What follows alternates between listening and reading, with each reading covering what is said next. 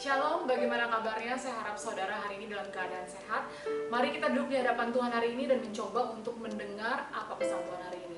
Kami bersama terus mendoakan saudara agar di akhir tahun ini gereja Tuhan semakin bertumbuh, semakin banyak keluarga yang takut akan Tuhan, dan banyak orang tetap menaruh pengharapannya di dalam Tuhan.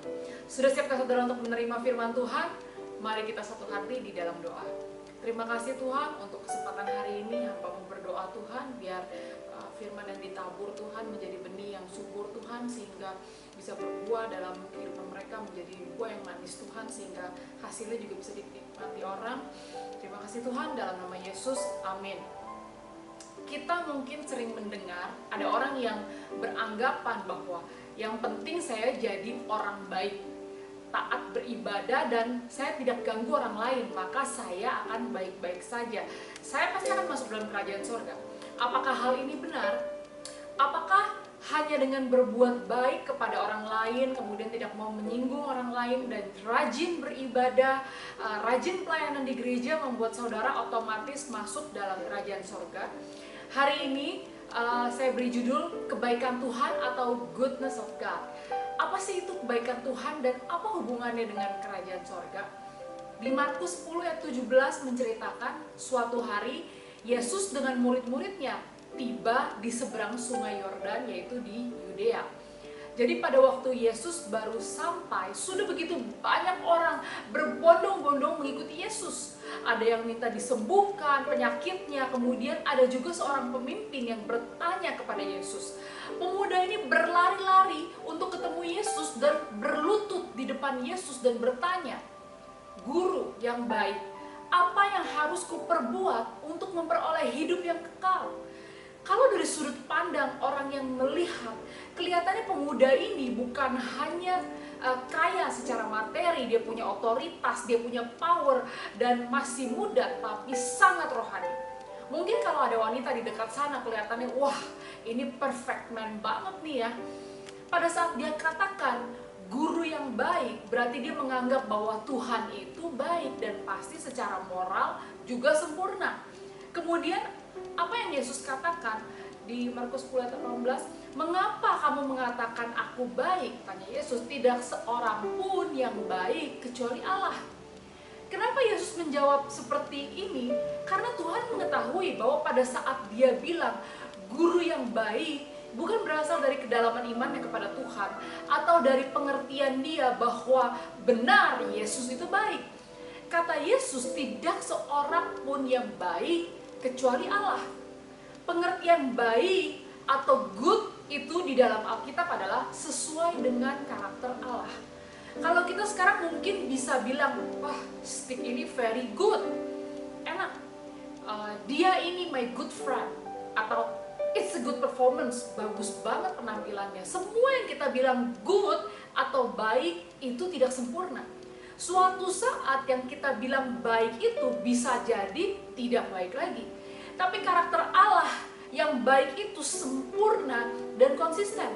Jadi Yesus ingin katakan bahwa good atau baik, pengertiannya itu bukan hanya ekspresi seperti yang kita pakai untuk mendeskripsikan sesuatu, tapi baik itu adalah karakternya Allah. Karena Tuhan sudah memberikan batasan yang jelas antara good and bad, baik dan tidak baik. Kalau kita bergaul erat dengan Allah, kita bisa tahu dan kita bisa rasakan kebaikan Tuhan dalam hidup kita.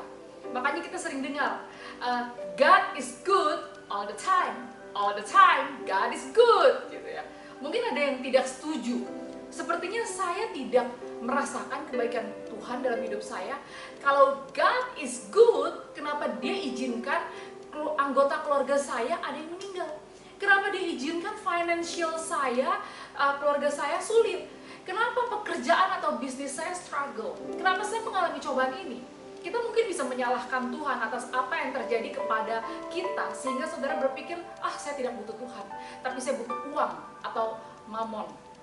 Tapi apapun yang terjadi dalam hidupmu, tidak bisa memungkiri keberadaan Tuhan. Tuhan itu baik. God is good. Kebaikan itu adalah identitas dan karakternya Tuhan. Di Kejadian 1 ayat 31 dikatakan, Allah melihat segala yang dijadikannya itu sungguh amat baik. Terjemahan lain dikatakan it was very good. Jadi pada saat Tuhan menciptakan kita manusia, baru dikatakan it was very good. Tadinya ciptaan yang lain it is good, cuman good aja. Tapi setelah Tuhan menciptakan manusia, jadi it was very good, sangat baik. Tuhan itu tidak pernah berubah. Kalau dulu dia bilang kita ciptaannya ini very good, sangat baik, berarti dari dulu sampai sekarang harusnya tetap very good. Masalahnya adalah kita bisa menjadi not good, atau kita bisa menjadi tidak baik lagi kalau kita memilih hidup tanpa Tuhan. Kalau kita menjalankan hidup kita semau kita, membuat begitu banyak keputusan yang salah, maka hidup kita bisa menjadi tidak baik. Makanya kita butuh Tuhan. Manusia bisa berpikir, saya tidak butuh Tuhan saya tidak butuh Tuhan. Saya mengandalkan kekuatan sendiri saja. Saya ini self-made. Kesuksesan yang saya punya itu hasil dari kerja keras saya sendiri. Manusia bisa mau meniadakan Tuhan, tapi bukan berarti Tuhan itu tidak ada. Kalau saudara lagi misalnya traveling ke gunung, ke pantai, atau ke tempat yang alamnya indah, pasti dalam hati ada perasaan, wah, begitu dahsyatnya dan begitu hebatnya Tuhan yang menciptakan segala yang ada di bumi dan di surga. Setiap hari Tuhan itu terus menunjukkan kesetiaannya, kebaikannya, kemurahannya dengan segala yang ada di sekitar kita. Tapi kita suka tidak sadar atau kita suka lupa. Kemudian Yesus kembali menjawab pertanyaan pemuda itu. Engkau tentu mengetahui segala perintah Allah. Jangan membunuh, jangan berzina, jangan mencuri, jangan mengucapkan saksi dusta, jangan mengurangi hak orang, hormatilah ayahmu dan ibumu. Lalu kata orang itu kepadanya, Guru, semuanya itu telah kuturuti sejak masa mudaku. Dengan pedenya pemuda itu mengatakan dia sudah melakukan semua perintah Tuhan. Bahkan dia sudah melakukannya dari sejak muda. Pemuda ini bertanya kepada Tuhan, saya masih kurang apa lagi nih? Jadi dia mau melakukan kebaikan di bumi untuk mendapatkan kebaikan di sorga. Dia mau memastikan bahwa dia itu nanti akan masuk dalam kerajaan sorga setelah dia meninggal. Kemudian Yesus memandang orang itu dengan penuh kasih dan berkata, hanya satu lagi kekuranganmu. Pergilah, jualah apa yang kau miliki dan berikan itu kepada orang-orang miskin. Maka engkau akan beroleh harta di surga. Kemudian datanglah kemari dan ikutlah aku. Setelah mendengar hal ini, ia menjadi kecewa. Lalu pergi dengan sedih. Sebab banyak hartanya. Jadi apakah perbuatan baik dan menjalankan perintah Tuhan memastikan saudara untuk pasti masuk dalam kerajaan surga? Kalau dari konteks ayat ini mungkin tidak. Karena pemuda ini menjadi sedih karena dia banyak hartanya. Ada hal yang lebih dia pertahankan, yang lebih dia pegang, lebih dia agungkan daripada hubungannya dengan Tuhan. Yang Tuhan inginkan adalah kamu tidak punya idol atau kamu tidak punya Allah lain. Karena kita tidak bisa punya dua tuan, yaitu Tuhan dan Mamon. Tapi kita kan butuh uang untuk hidup. Uang memang bisa membuat hidup kita nyaman, tapi jangan sembah mamonnya. Jangan sembah uangnya. Jangan sembah posisinya. Jangan mau jadi terkenal yang melebihi Tuhan. Segala hal yang ada di bumi dan di sorga adalah kepunyaan Tuhan. Berkat turun dari Tuhan. Dan kita bertanggung jawab atas setiap berkat dan talenta yang kita punya. Kalau kita hanya mau berkat untuk diri kita sendiri saja, maka kita tidak bertanggung jawab sama pemberian Tuhan. Yang Tuhan inginkan adalah kita mempunyai hubungan bapa dan anak yang intim. Dan kita bertanggung jawab dengan berkat yang diberikan kepada dari Tuhan. Kita lihat Raja Daud, Abraham. Tuhan memberkati semua orang yang melakukan kehendak Tuhan.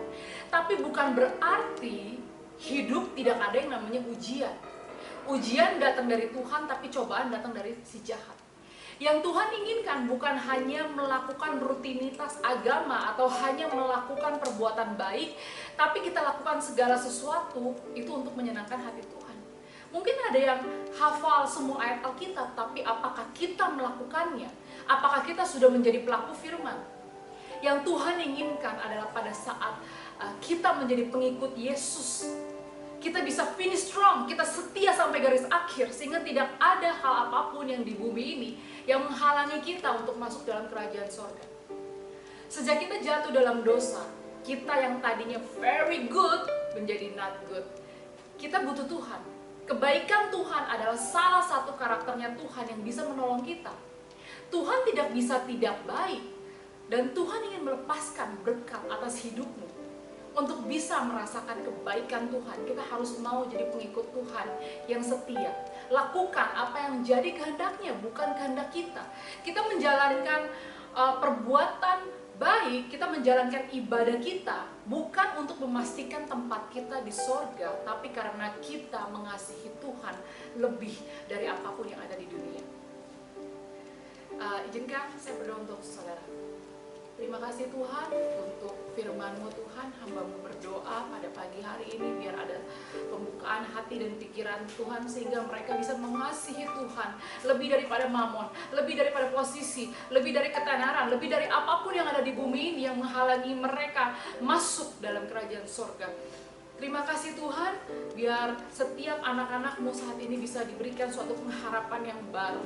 Mereka bisa dipulihkan dari setiap masalah yang datang, dan mereka bisa melihat Tuhan itu baik.